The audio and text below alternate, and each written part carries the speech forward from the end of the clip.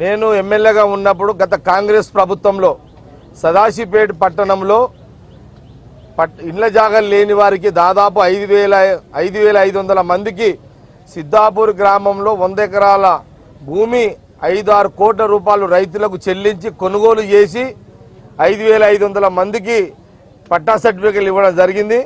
వాళ్లకు రాళ్ళు వాతి కబ్జా కూడా ఇవ్వడం జరిగింది. దాని తర్వాత ఎన్నికలు రావడం, ఎన్నికలు వచ్చిన తర్వాత ఎన్నికల్లో మరి నేను ఓడిపోవడము, అట్లాగే టీఆర్ఎస్ అభ్యర్థి ఇక్కడ గెలవడము దాదాపు 3 సంవత్సరాలు అవుతుంది. మరి 5,500 మందికి ఏదైతే మేము పట్టా సర్టిఫికెట్లు ఇచ్చినామో వాళ్ళకి ఇప్పటి వరకు కబ్జా ఇవ్వలేదు.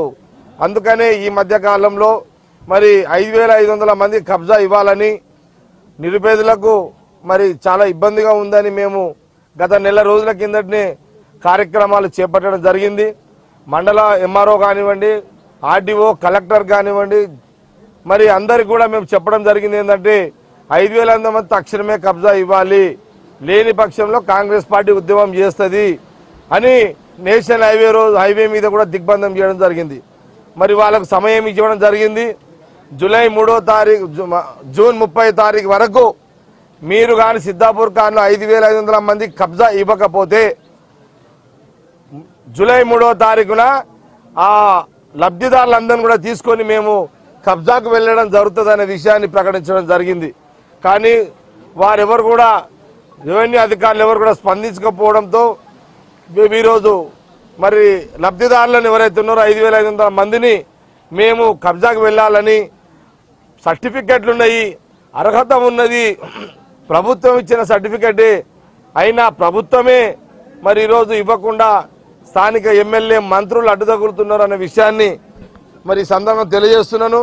ఈరోజు మేము కబ్జా ఏ సర్టిఫికెట్లు అయితే మేము ఇచ్చినామో ఆ సర్టిఫికెట్లకు కబ్జా చేయడానికి, ఆ జాగల కబ్జా చేయడానికి వెళ్తే ఈరోజు పోలీస్ అధికారులందరినీ కూడా మరి సదాశివపేట పట్టణంలో మరి పోలీస్ అధికారులందరూ కూడా లబ్ధిదారులు రాకుండా వాళ్ళని భయపెట్టిస్తూ కాంగ్రెస్ పార్టీ కార్యకర్తలు నాయకులను బెదరగొడుతూ మరి వాళ్ళందరినీ కూడా అరెస్టులు చేస్తూ మరి ఈ రకంగా ఈ టీఆర్ఎస్ ప్రభుత్వం చాతగానితనం, స్థానిక ఎమ్మెల్యే చాతగానితనం, తాను స్థానిక ఎమ్మెల్యేకి నిజంగా చాతనైతే ఒక 100 ఎకరాల భూమి కొని మిగతా నువ్వేదైతే ఇవ్వాలనుకుంటున్నది ఇవ్వు, కానీ మేము ఆల్రెడీ ఇచ్చిన భూమి, ఇచ్చిన ప్లాట్లు, ఇచ్చిన కబ్జాను కూడా తీసేసి లబ్ధిదారులని మరి నడి రోడ్డు మీద తీస్తున్నాం అంటే ఇంతకంటే అన్యాయం ఇంకోటి ఉంటుంది అనేది కాంగ్రెస్ పార్టీ ఈ సందర్భంగా ప్రశ్నిస్తున్న టీఆర్ఎస్ ప్రభుత్వాన్ని. అందుకనే మీరు ఎంతమంది పోలీసు అధికారులని, ఎంతమంది పోలీసుని దించినా, మీరు ఎన్ని లాఠీ చార్జీలు చేసినా, మీరు ఎంతమంది అరెస్టులు చేసినా మా ఉద్యమం ఆగదు. 5,500 మందికి సర్టిఫికెట్లు ఇచ్చిన వాళ్ళందరికీ కబ్జా ఇచ్చేంత వరకు మా పోరాటం జరుగుతుంది. ఈరోజు మేము కబ్జా పోతుంటే పోలీస్ అధికారులతో చాతగాని ఈ ప్రభుత్వము, చాతగాని టీఆర్ఎస్ నాయకులు, చాతగాని స్థానిక ఎమ్మెల్యే, చాతగాని మంత్రి ఈరోజు పోలీస్ అధికారులతో మమ్మల్ని అరెస్టు చేస్తావా?